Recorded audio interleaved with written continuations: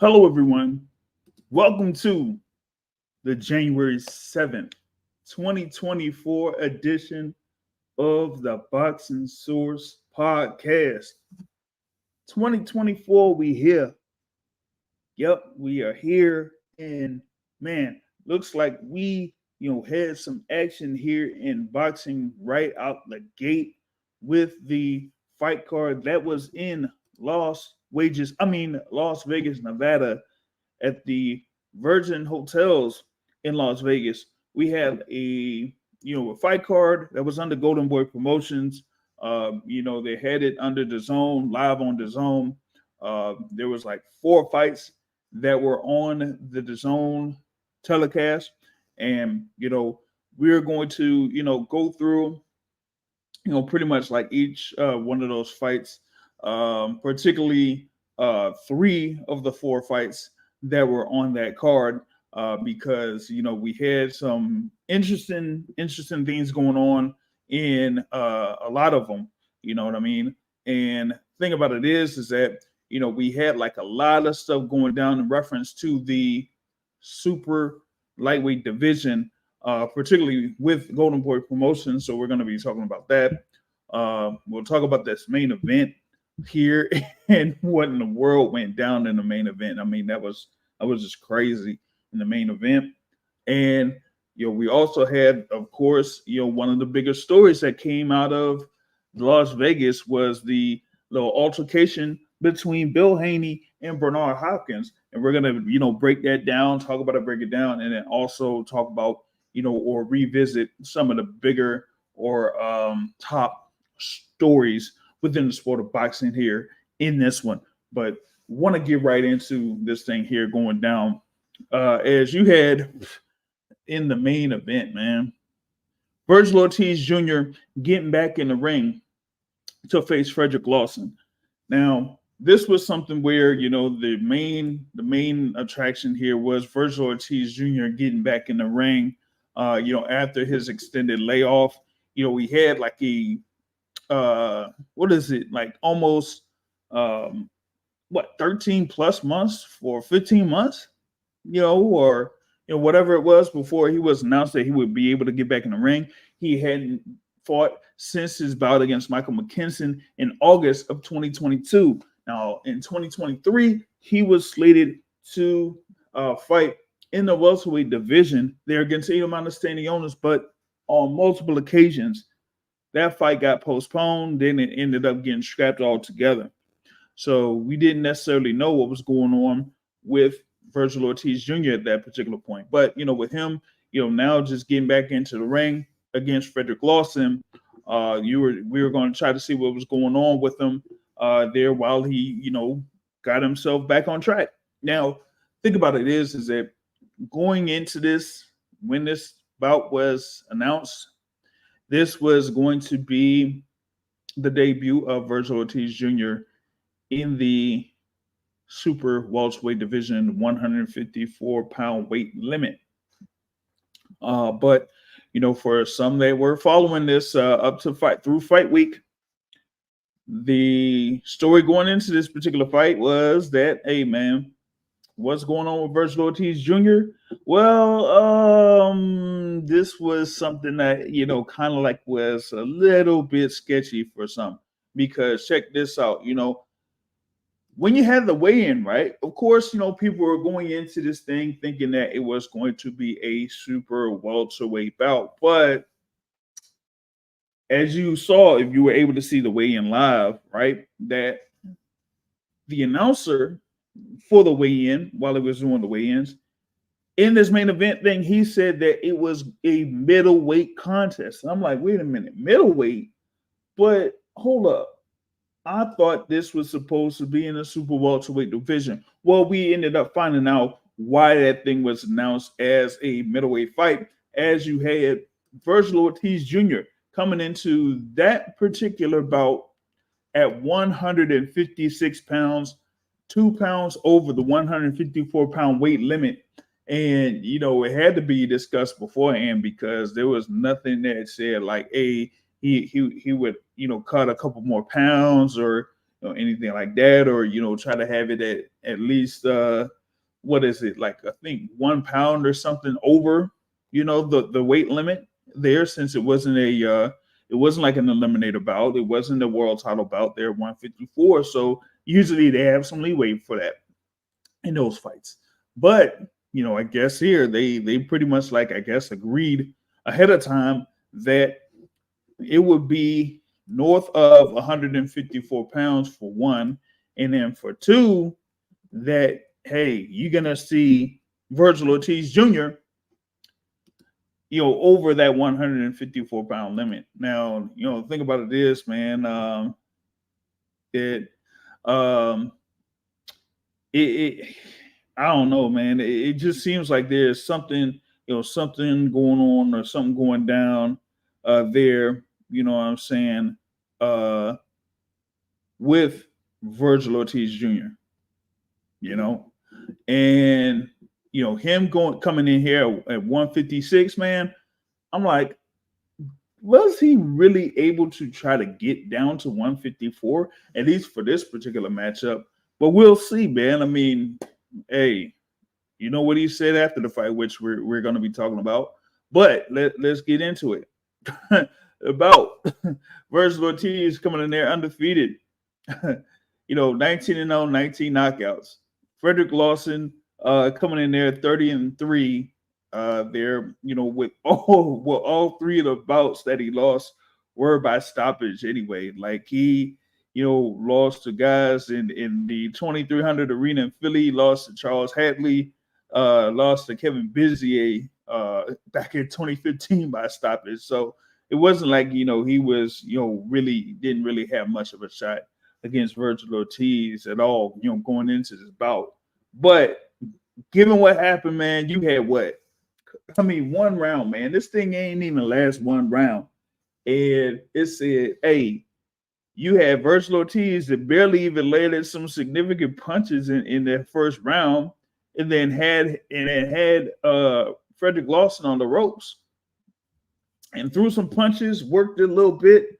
A lot of those punches were getting blocked. And then Tony Weeks steps in and stops the bout. And folks was like, what in the world's happening here? How you gonna stop this bout like way early? Like there was no knockdowns. There was, no, like I said, no real serious punches that landed, in this thing. And then Tony Weeks had already stopped the bout. And so, like, folks is like, what in the world is going on? Is this like a setup or something, or a fix, or anything like that? And it was crazy, seeing it live, because it was almost like, for one, I reacted to this like right afterwards. It said, I was like saying, that was kind of interesting seeing how you have Vergil Ortiz Jr., throw those combinations. And when he threw those combinations, it almost seemed like he knew, like he was like all cool with the bout getting stopped or something like that. Yeah, he had those comments after the bout saying that, hey, are y'all booing me because of what happened? And they're like, nah, it's like it's booing Tony Weeks for his decision of stopping the bout that early. But either way, you had Vergil Ortiz Jr. getting a win there. So it's 20 wins, 20 wins by way of knockout or stoppage there. And he moves forward, and he says, hey, he's going to compete in the super welterweight division, even though he was at 156 pounds going into this particular bout, but he did make his statement as to who he would like to face. And he said that he would want to get in there and step in the ring with the WBO champion at 154 pounds, Tszyu.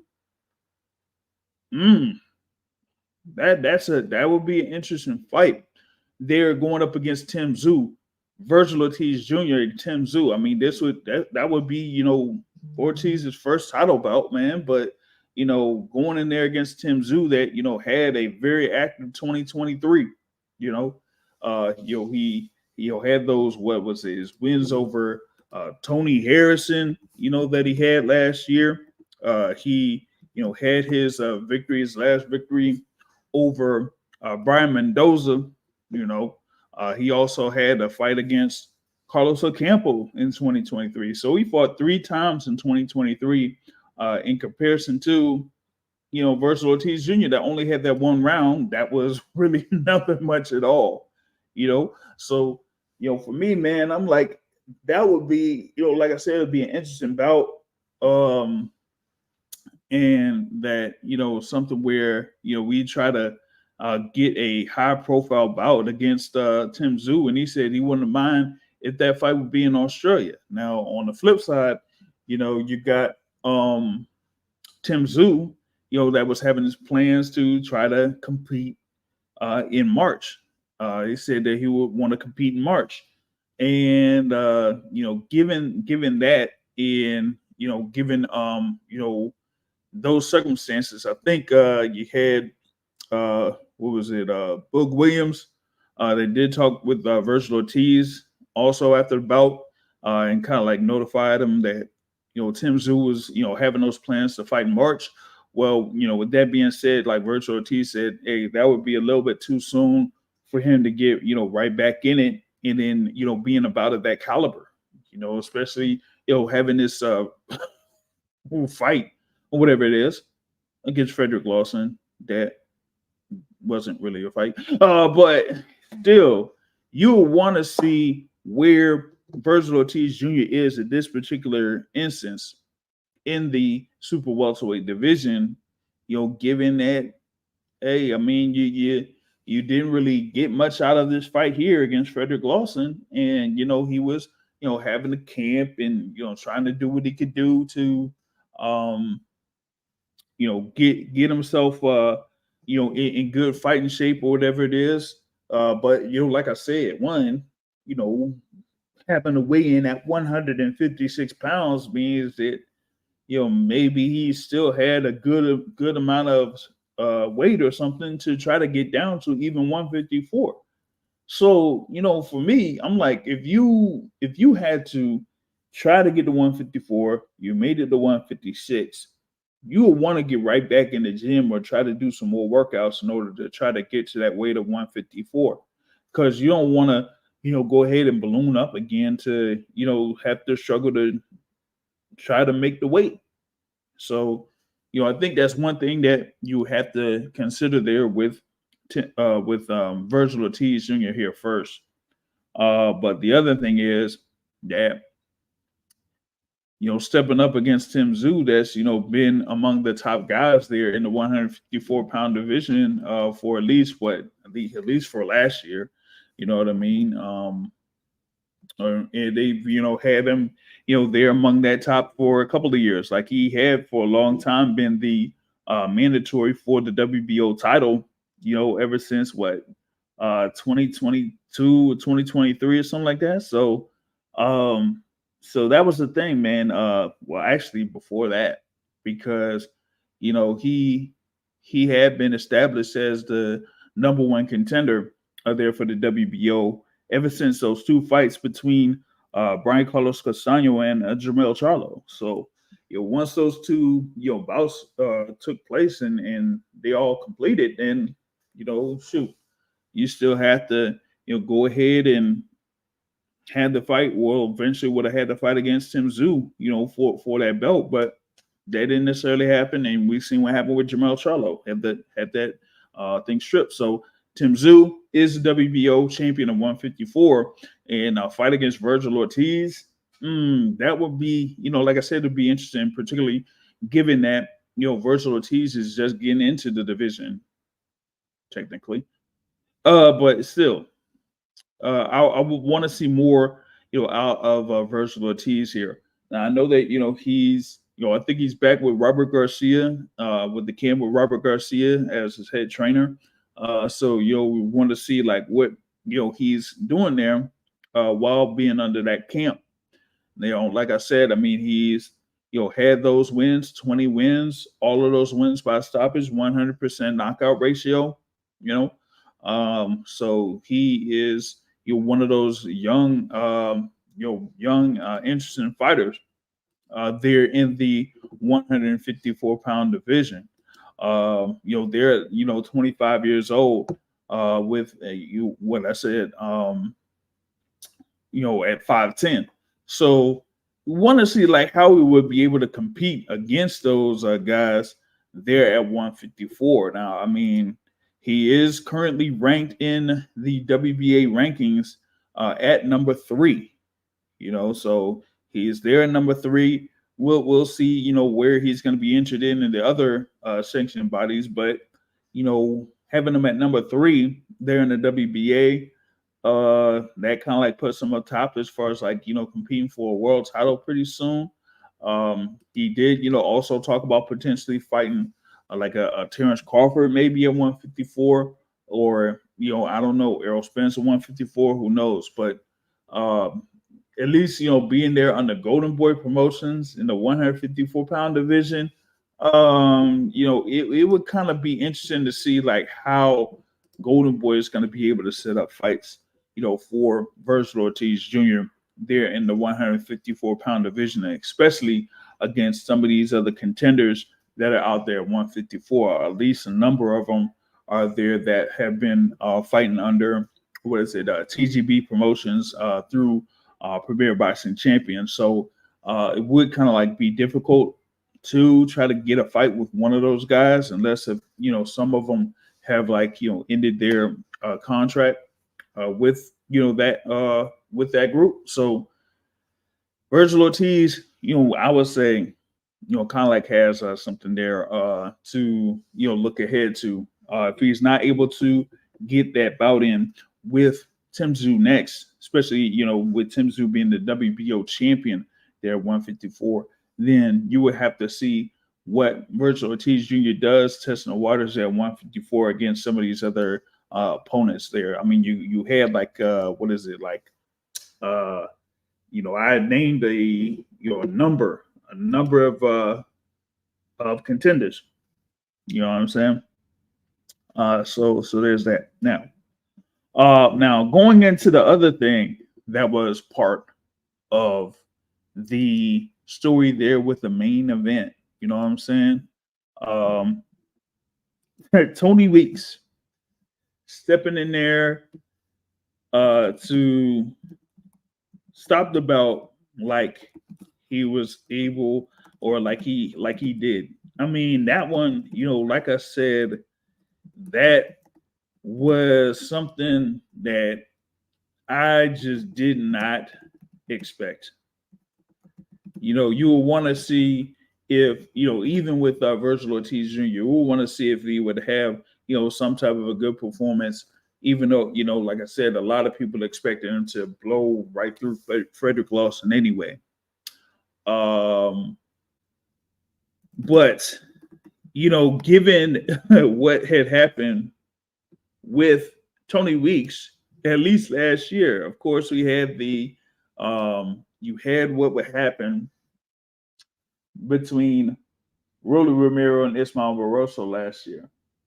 So that was like the thing that pretty much boxing people knew him for, at least coming from last year. And so now you have Tony Weeks coming in here once again, stepping in and stopping the fight mad early, and everybody didn't even know what was going on. Well, immediately after the fight, Tony Weeks had explained, a couple of things there where he like said that he saw that, Frederick Lawson was at like a little bad state of sorts, and he stepped in to stop the fight. And it said that so what ended up happening was a lot of people were like getting on Tony Weeks in reference to this and saying that, maybe he should really consider hanging it up as far as like being a referee. I mean, we already had like one of those notable referees retiring here recently. What was it, a couple of weeks ago? You know what I'm saying? So you could have had something there where people could have called for Tony Weeks to retire here. You know what I'm saying? But Kenny Bayless was someone that was a longtime referee, and he ended up retiring recently. So what was going on here with Tony Weeks, man? Like, How you gonna step in and stop the fight this early, man? We already seen what happened, what you did there with Rolly Romero and Ismael Barroso. After Barroso was, beating Rolly Romero, and then after Rolly Romero just gets like a couple of punches in, you stop the fight. I'm like, yo, what's up with that? So there are some folks that said maybe he wanted to get out the paint early, or had something going on with this one. But I mean, it was just weird all around how that ended up happening with Tony Weeks, stopping about early. Well, looks like he made a post here on his personal Facebook page in reference to this early stoppage. And he pretty much says here, quote, "What the public didn't know is that prior to the fight, they did a brain scan on him, and it came up that he had an aneurysm, and they did a test again, and the same aneurysm came up. Another doctor was brought in and gave him the same examination, and he tested negative for the aneurysm, so they cleared him to fight." And this was as of, pretty much about an hour or so ago. That's what Tony Weeks posted on his Facebook page. Now, I mean that's crazy. Given what was going on as far as like the flow of stuff going down within the fight card, we really didn't know much of anything as far as like, maybe like Frederick Lawson would have had like any type of issues, but for them to, kind of like say that, he has a brain aneurysm, in an initial test, and then a second test said that he had a brain aneurysm. Still, and I don't know, like you shouldn't have. They probably should have just, had the thing stop right then and there. Like, he doesn't come out to the ring. Stuff like that. When you have a main event, you have two fighters there in the main event, and you have something going on with one of the fighters, then you have them scratched, and you have someone step in as a replacement opponent. I guess they probably didn't have a replacement opponent, especially given that within that time frame, of course. So I mean, but even for them to say that, hey, you had two brain scans and it said two aneurysms, and then one other doctor comes in and then has them cleared. Yeah, that kind of like sounds very weird. And if that was the case, and then given that that situation, like I said, I wouldn't have had him step out in the ring anyway. So given that, yeah, you could probably see after the explanation, why it took, why that fight took around like less than 30 seconds, and then for Tony Weeks to come in there and stop the bout man early, but still, I'm like, even given those situations, man, like it just seemed like it was, really, really weird all around. Like I said, from Vergil Ortiz coming in at 156 in the weigh-in, and then now hearing this story here from Tony Weeks that, it says like Frederick Lawson, had what it looks like, it says Frederick Lawson had, been diagnosed with a brain aneurysm, by two doctors, and then one person came in and said that it was negative, and that says it was like all good, So I'm like, man, that was just crazy. You know what I mean? I don't know, man. The Nevada State Athletic Commission, if they had this thing where he had like a brain aneurysm, one, like, first off, were they able to see, like, they weren't able to see this before? This is like the same in Nevada State Athletic Commission. For those that like follow what was going on this year, they had already taken out Sena Ekbeko to be fighting in April. He was supposed to fight in April against David Morrell Jr. That was supposed to be the co-feature bout to Tank versus Ryan at Las Vegas. Was supposed to be David Morrell Jr. versus St. Agbeko. But the Nevada State Athletic Commission scratched Agbeko because he, wasn't able to check in properly, or didn't have wasn't cleared, from his health examination. And that was the thing that Becca was talking about, before the actual fight happened, in December, was that, they said that they didn't clear me and I was all good and everything like that. But I mean, I guess it is what it is. You saw what happened in that particular fight. So I guess here, once again, you have the Nevada State Athletic Commission that would be, in the stories is, hey, what's going down here, where you got, fighters that are, either being cleared or not being cleared because of some, situation. So I guess the thing about it was, maybe Tony Weeks had heard about this news before going into the fight. So while you do have, Frederick Lawson being cleared, you also have in your mind that, two doctors said that he had some type of brain aneurysm. So then him actually going out there into the ring, yeah, you don't want to take that risk, whether, one doctor cleared him or 2 out of 3 cleared him, but just having that one, given the safety that you want to have there in the ring, then maybe that, makes it a little bit more warranted that Tony Weeks stepped in when he did there, by having Frederick Lawson be stopped there by Vergil Ortiz Jr. But I just think that was a crazy situation altogether. But we'll see what happens with Tony Weeks here from this point forward. Like, where is he going to be positioned in some of these fights, particularly in these high profile fights, or main event fights? Because you don't want to have it a situation where Tony Weeks is in a compromising position that could make it be a fight that could be stopped, when the fight could either be in a balance, or the person that was getting hit was leading the fight, like Ismael Barroso was against Rolly Romero. Like, you don't want to have that situation happen with Tony Weeks here again, where he would kind of like be scrutinized once again. But I mean, hey, we have what we had there in that main event. First round stoppage very early, but given the backstory that Tony Weeks had provided, maybe it does make a little bit of sense there. You know what I'm saying?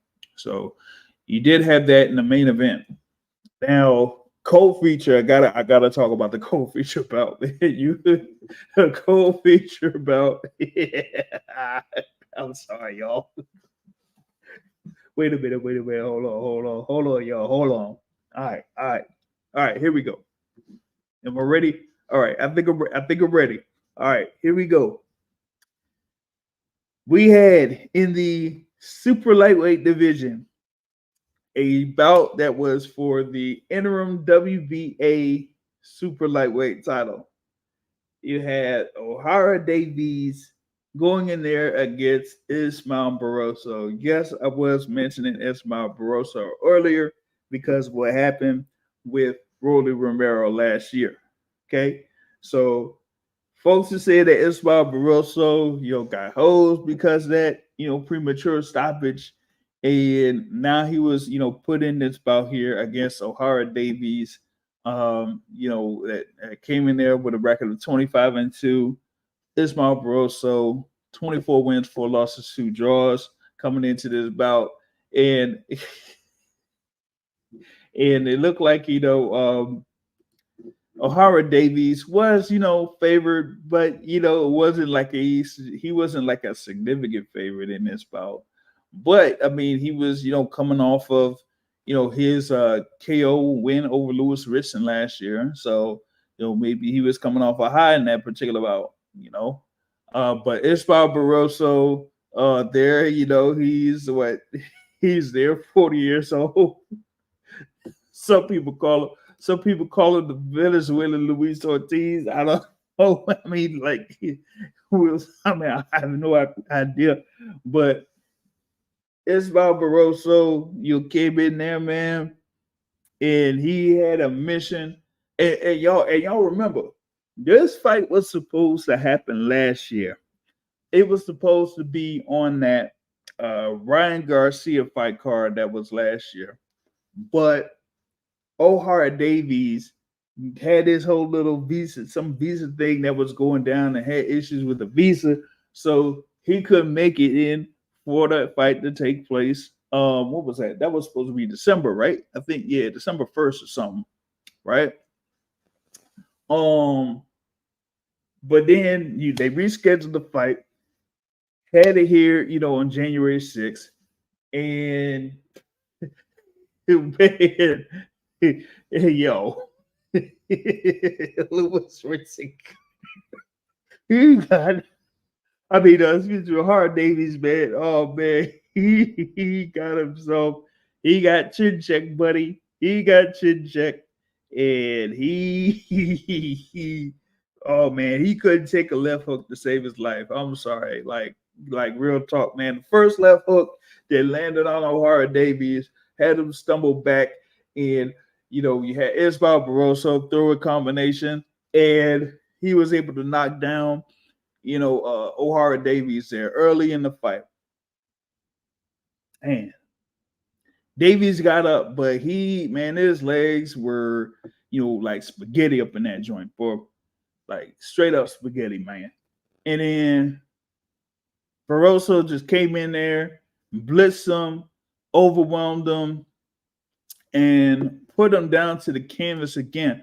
You didn't really see O'Hara Davies try to, clinch or anything like that, or try to, get his win back or anything, man. And then he got knocked down again. He did get up, but man, if you were watching that joint live, you seen the eyes of Davies, man. He was pretty much out of it, man. He was out of it. He was able to get up. He had the count that was administered to him there in this by Celestino Ruiz. But Celestino was checking on him and saying, "You okay?" He's like, "Yeah." He's like, "Go this way," and he didn't go that way, or he didn't like follow the directions afterwards. And man, Celestino Ruiz waved the bout off, man. He said, "Nah, man, you ain't getting back in there going up against this 40-year-old man. You gonna get now. You pretty much go get sent to the canvas once again. I ain't gonna allow that to happen." So you had Isabel Barroso.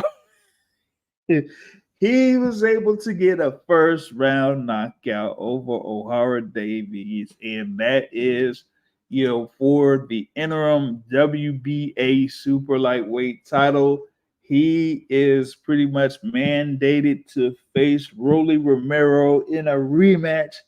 Some folks are saying this is vindication for Ismael Barroso, justice for Ismael Barroso, for him to get this win over O'Hara Davies, because if he went into this fight against Davies and losing, then he would have pretty much been out of the picture for potentially facing Roland Romero again. But now he does have that in the cards. That is, out there. You still have Roland Romero as the champion at recess currently there in the WBA. I mean, he was there, in attendance for this fight card, and he did see what happened there. He was seeing who the winner was going to be, and that he would potentially face him next. But also, y'all seen what happened? Ismael Barroso won. He knocked him out. I was like, come on, man. He lost to Ismael Barroso, man. But I'm telling you, man, he got power, man. Now what is it? 25 wins. Out of the 25 wins that he has, 23 of them have been by knockout. He's only had only a couple fights that have went the full time. You know what I'm saying? He's won the full 12 rounds, a couple of times. But yeah, I'm like, he's Yeah, I mean, this is wild, man. He's still able to compete. He is still able to, be a viable opponent there, in the 140-pound division. And now he's right back at it. Now the interim WBA champion at super lightweight. I mean, that's crazy. That's crazy. O'Hara Davies said, like, after this joint, he said that he rushed in too soon, that he said he should have been a bit more patient, but it was a mistake that he made and that he paid for it. At this level, you can't afford to make certain mistakes. He also said that he paid for it in a big way and that his pride's really hurt right now. He thought that he was gonna go, that he was gonna leave being the interim champion. He said he planned to take the belt to bed, sleep with it, take it home, and get it framed up and put on the wall. Oh man, he says, yeah, um, that he would want to take some time off or whatever it is. But hey, he is still, I mean, he's been in the game for a while too. So, this would have been, one of those opportunities for him to, try to get in there and, try to have that opportunity to fight for a world title. And well, that just didn't happen for him. I mean, he's, pretty much been there around the British level, been competing around the British level for the majority of his career. And, now this was one thing where he was going to, be a couple of steps from competing for a world title, and he ended up getting stopped by Ismael Barroso. Barroso chin checked him, and that was it, buddy. So I don't know. Maybe it's back to British level fights for him.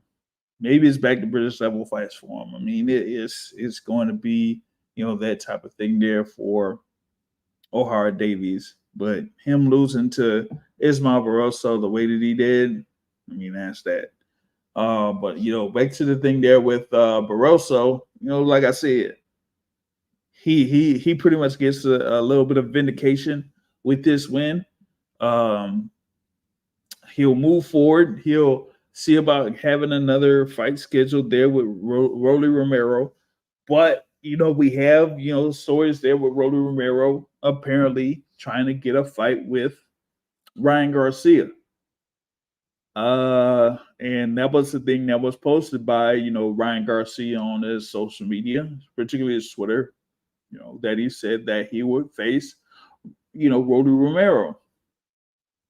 So given that, man, I mean, I don't know what the situation is going to be, man, because the WBA is going to be the one that kind of like makes the decision as to who fights who.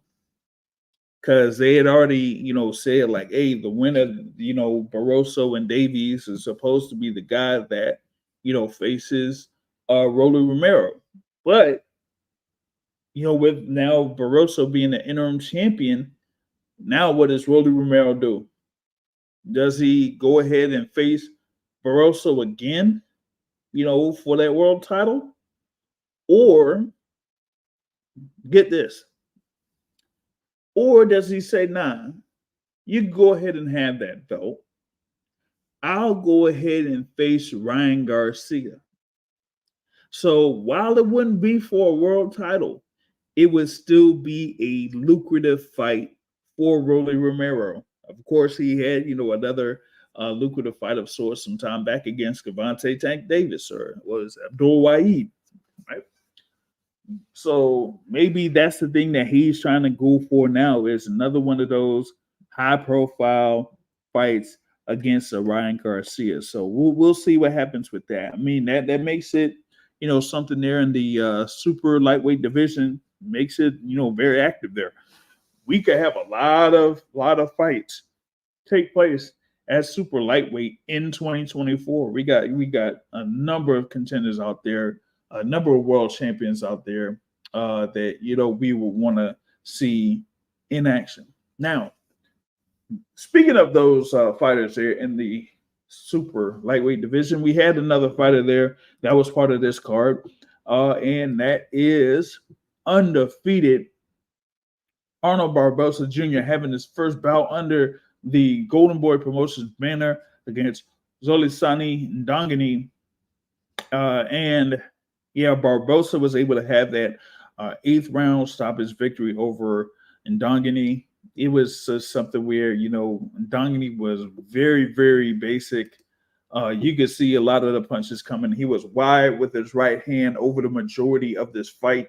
Something there where Barbosa was able to adjust to that and was able to score well with a lot of the right hands that he had, plus the uppercut starting from the fourth round on was really doing damage to Ndongani. So this was not really much of a competition there for Arnold Barbosa.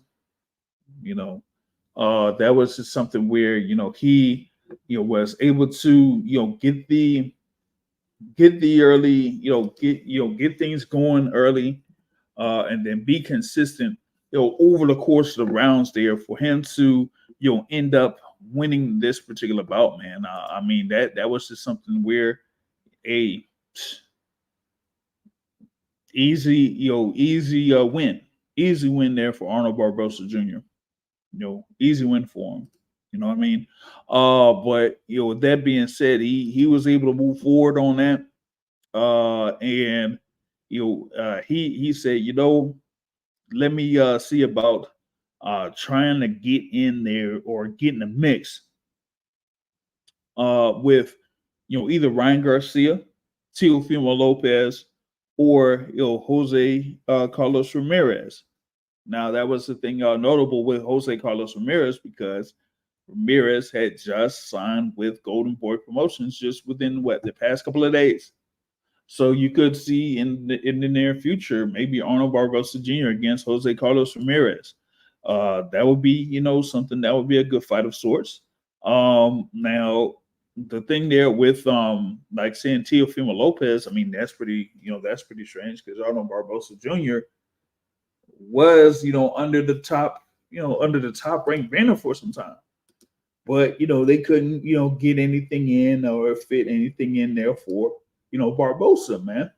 He was his last bout was under the top ranked banner against Jose Pedraza. So I mean they couldn't get anything worked out for Barbosa to I guess have a bout with Teofimo Lopez then, or whatever it is. So I guess Barbosa moved on and said, I'll sign with Golden Boy Promotions and see what I could do there. So I don't know. Maybe he could get in position for a fight with Ryan Garcia. I don't know. So Barbosa is currently ranked number 6 in the WBC. He is let's see, geez, only like ranked 13 in the IBF. So he will want to be in there. He's supposed to be the top guy in the WBO rankings. So he at least they could have tried to call for a fight between him and Teofimo Lopez. While he was with Top Rank, it would have been it would have been kind of easy of sorts to try to do that, but they didn't quite do that. At least last year they weren't able to do it after Teofimo Lopez defeated Josh Taylor for that WBO title. So, now you got Barbosa, like I said, had an easy time there against Ndongani and was able to get a stoppage win. Now he's, looking to see if he has better luck in high profile bouts while under Golden Boy Promotions. I don't know, because you're probably gonna have Jose Carlos Ramirez in a fairly easy bout or something like that before maybe they match those two up. But outside of that, I really don't see what's out there for Barbosa before he does have those fights or bouts within the top guys at the 140-pound division. So there is that, man, right? Now, with that being said, those are like the three, bouts that people kind of like focus on there in that Golden Boy part. But one of the big stories coming out of that arena probably the biggest story out there, is the whole little altercation of sorts between Bernard Hopkins and Bill Haney. Well, Bill Haney, he was in attendance along with like a lot of people, in the fight game. I had mentioned Jose Ramirez was in there, Rolly Romero was there. Um, who else was there? Oh, Teofimo Lopez was there in attendance too. Um, so you pretty much had like a lot of people within the 140-pound division that were in attendance at this fight card, right? Um, Now, on the thing there on with Bill Haney, of course, he has, his son there, the WBC champion, Devin Haney, of course, coming off his win over Regis Prograis. And, well, he was out there because, they were trying to get something worked out with Ryan Garcia because it looked like Ryan Garcia wanted to pursue a bout with Devin Haney there with Haney being the WBC champion. I mean they competed in the amateurs multiple times. So why not go ahead and have that fight take place here at the 140-pound division. Well, as I mentioned, Ryan Garcia said that he is looking like he's going to face Rolly Romero. Well, that had really gotten Devin Haney kind of upset, there on social media. But here you had Bill Haney that was there in attendance, and he was trying to see if they could still try to make that fight happen. Well, that didn't necessarily go forward. And he was talking about his son and him being the best in the division and everything like that. And Bernard Hopkins was saying some things here and there. But when Bernard Hopkins said, what was it? He was talking with Ellie Seckback of ES News that Bill was saying some stuff about I guess Ryan Garcia or whatever it is, and they ended up being in a little face to face, and then it got like a little bit heated, and then hey. Bernard Hopkins said, "Hey, there's a way that we can handle this. We just, go out, go out to the bathroom. Like, come on, who says that, nah. I'm sorry. Who says that? Hey, man, you know what? Come on, we can go to the bathroom. We can go to the bathroom and so let's hear. So let's take it up to the bathroom. I'm like." Oh man, that ain't not man, that ain't not man. That's the thing, man. But then while they were walking, like they were going to go somewhere, Bernard Hopkins just gives Bill Haney a shove, and then everybody, security and the other people like step in between them and all that type of stuff. And Bill Haney was still talking, still drawing, and everything like that. Like saying, "Hey, Devin Haney is the best in the world. Devin Haney is the best in the world." While Bernard Hopkins was sitting there like standing there soaking or whatever it is, man. So I'm like, come on, what is all this, man? Like there's ways to handle this or get this thing where y'all could work out a deal between Devin Haney and Ryan Garcia. Y'all don't need to have these altercations. Y'all don't need to have this thing public or, have these shoving matches or whatever it is. But I mean, this kind of like goes into the whole thing with Oscar De La Hoya, Golden Boy Promotions, where at least the figureheads there with Oscar De La Hoya and Bernard Hopkins, when it comes to, particular fighters being in position to, have big fights. Well, at least here with Ryan Garcia, we've seen in the past there with Canelo Alvarez that it almost seems like Bernard Hopkins actually in particular Oscar De La Hoya is in the way of the fighters having big or significant fights or securing good deals. It almost seemed like you had the same thing happening, where you have Ryan Garcia pretty much like said that, hey, this is the route that I'm going, going in, into facing Rolly Romero, while at the same time you have Oscar De La Hoya saying that the winner of Ismael Barroso and O'Hara Davies would be facing Rolly Romero. So how are you gonna have you pretty much like have a conflict of interest right there between those two? And it's been that way over the past few years between Oscar De La Hoya and Ryan Garcia. So, over these next couple of days, we would want to really see like what's going to happen with Ryan Garcia if he's willing to go forward with trying to make that fight with Rolly Romero, or if there's like any small chance that he could be facing Devin Haney, even though Devin Haney might be in line to defend that WBC belt against the top challenger there in WBC in Sandor Martin. I think Sandor Martin is the WBC mandatory, so we want to see about like having that mandatory, honor, and get that particular thing out of the way. But Devin Haney there, man. I mean, and like I said, he's coming off that big win there over Regis Prograis. Now we got to see like what would be next for Devin Haney at this point. And outside of that, maybe that Ryan Garcia fight could wait a little bit. Just go ahead and handle that thing there with Sandor Martin. Handle that thing there with Sandor Martin first. Then you could probably have the fight against Ryan Garcia in the summer. That would kind of like be something there. You know what I mean? So you do have that.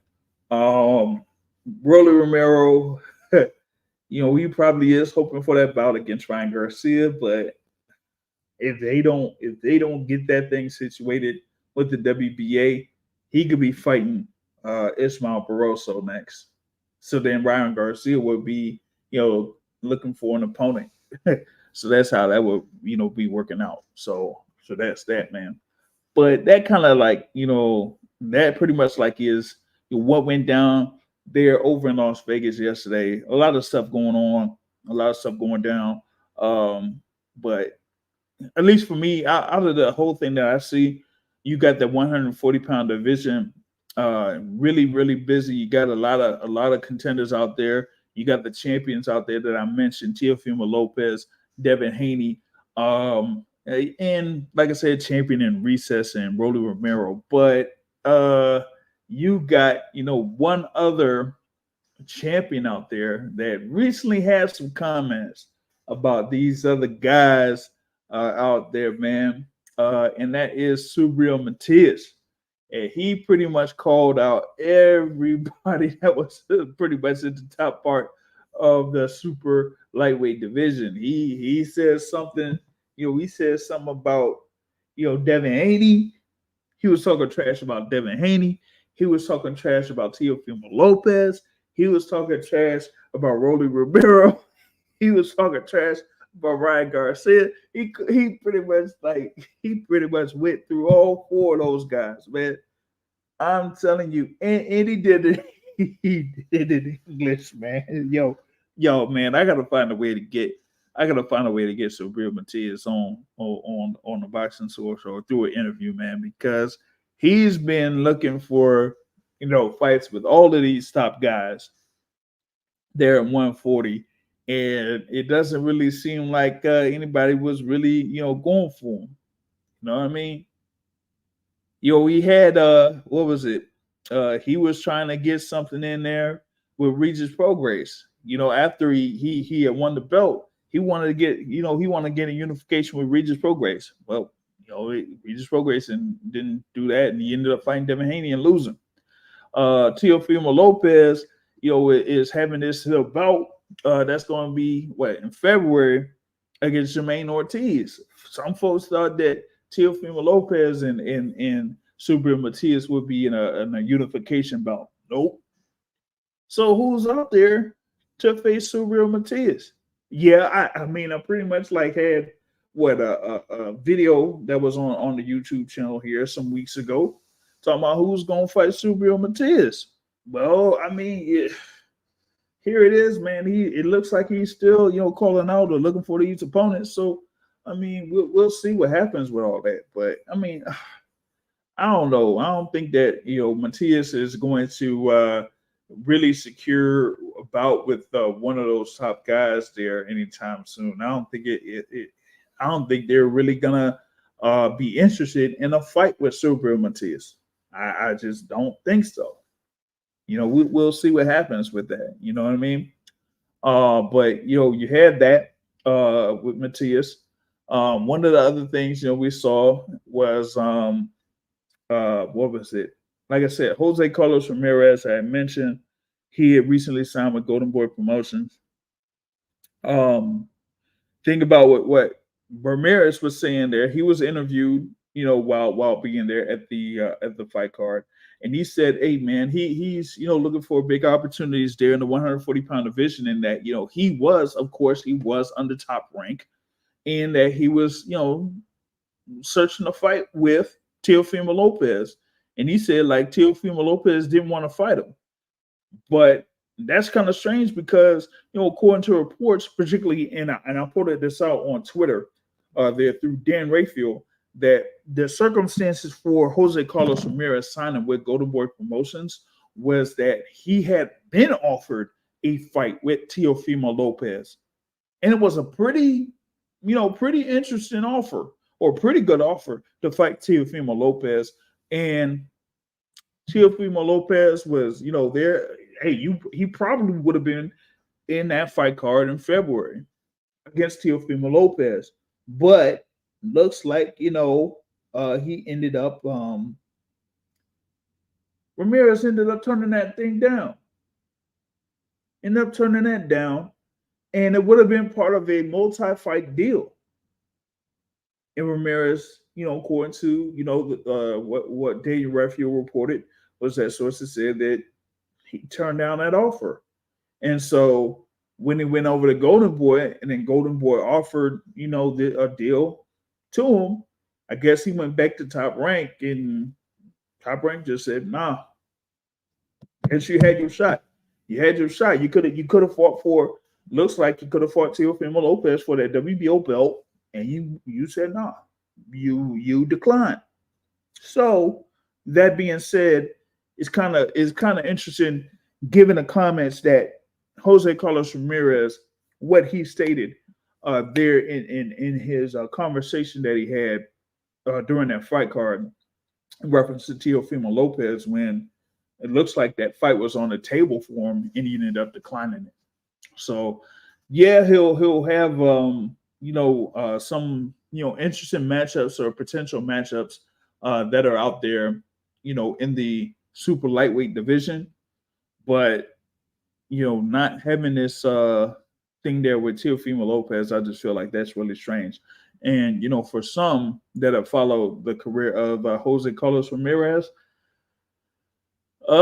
he has been in some weird situations where it looked like Ramirez had turned down some other fights that could have been either fairly lucrative for him, or it could have been like high profile fights for him. So there's that, So that's the thing there, man. I got out of what Ramirez was doing or was talking about. So there's that. Now I want to just get back to, or touch back on, this whole thing with Anthony Joshua and Francis Ngannou. Guess it looks like they're going to be fighting in March. Now, the initial reports are talking about like it could have been on March 9th. Now they're saying that it could be on March 8th. I mean, I don't know, man. And it's supposed to be in Saudi Arabia, March 8th. Given the circumstances of what what's happening, or what happened on December 23rd, with Anthony Joshua winning and Deontay Wilder losing, that kind of nixed that particular bout from happening. So they say, hey, what would be the next best thing that they could put out there? At least when it comes to Anthony Joshua, you had a few options.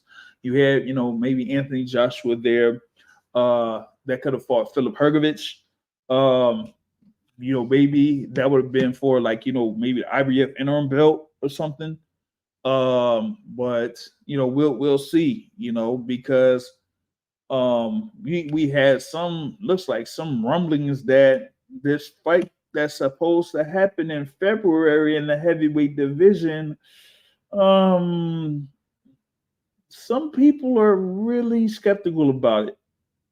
I don't know why, but it just seems like like, for me, to be honest, there doesn't really seem like there's much buzz about that particular bout. And it's supposed to be what, a few weeks away. Where are we at? We're at January 7th. Hold up a sec. Let me run through this here real quick.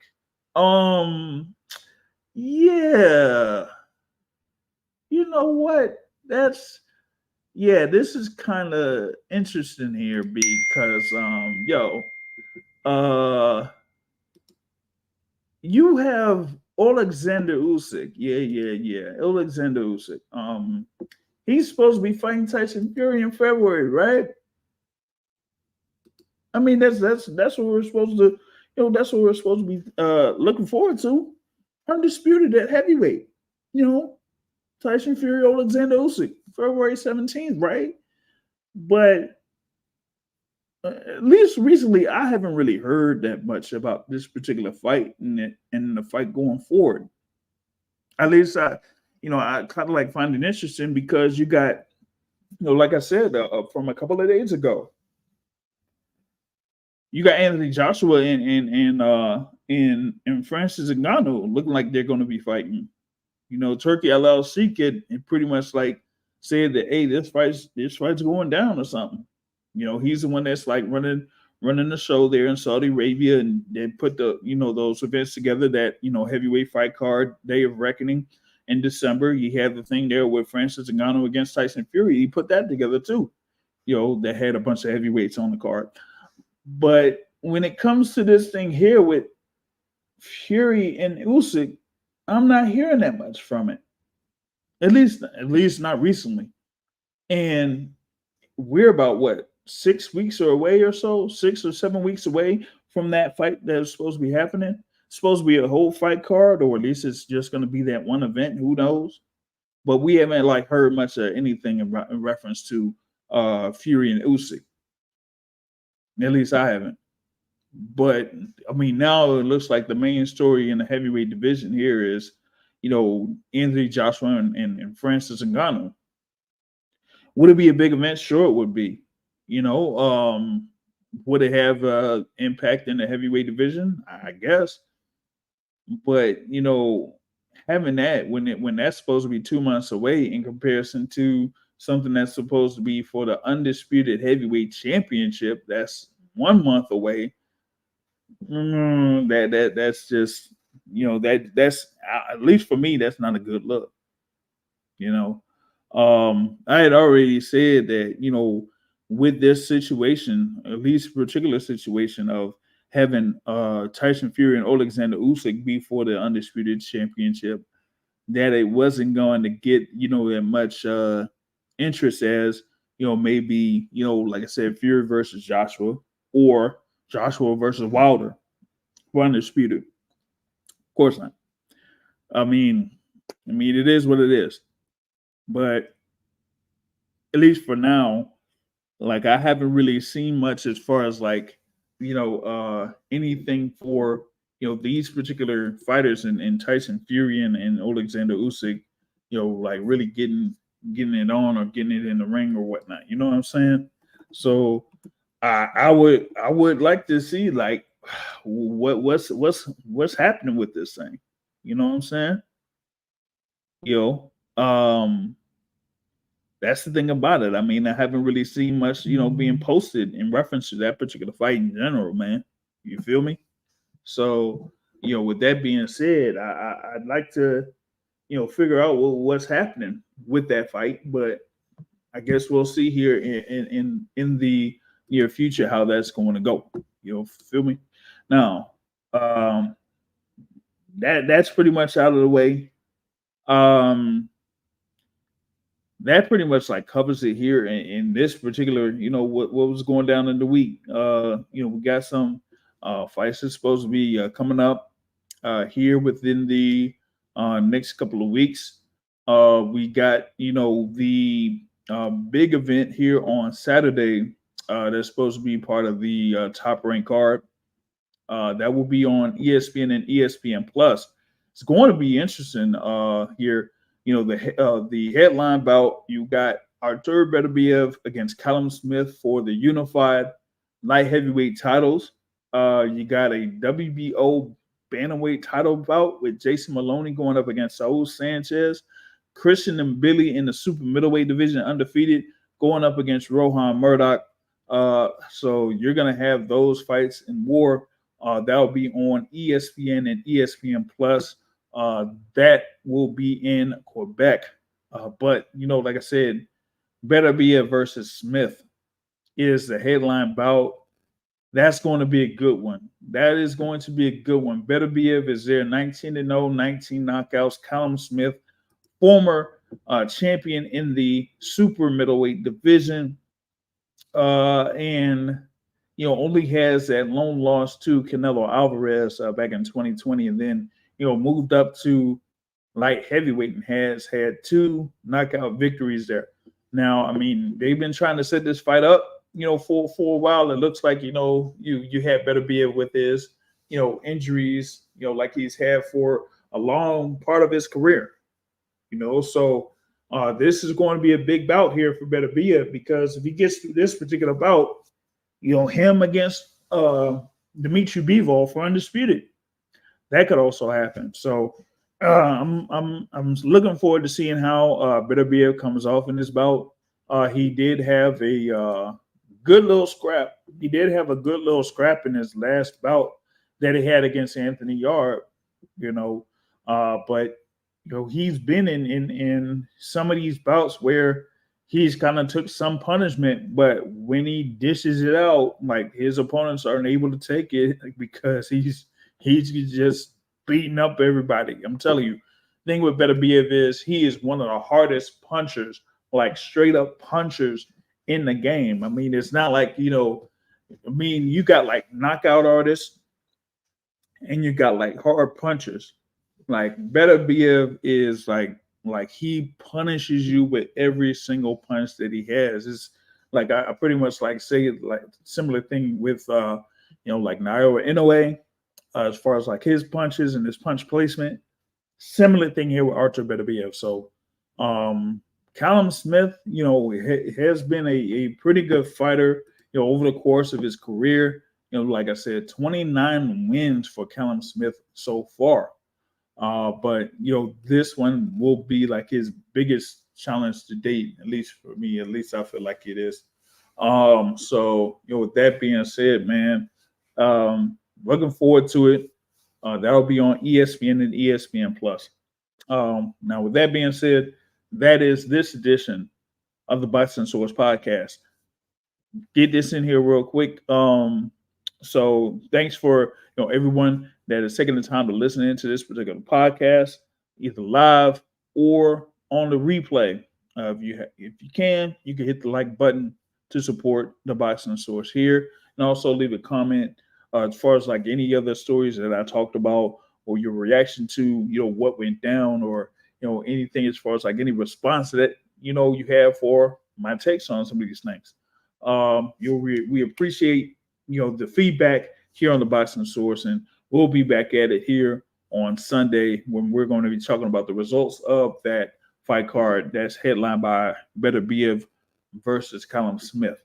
With that being said, like I say at the end of every show, point of boxing is to hit, not get hit, not to send and trade. On that note, I'm out. Have a good evening, everybody.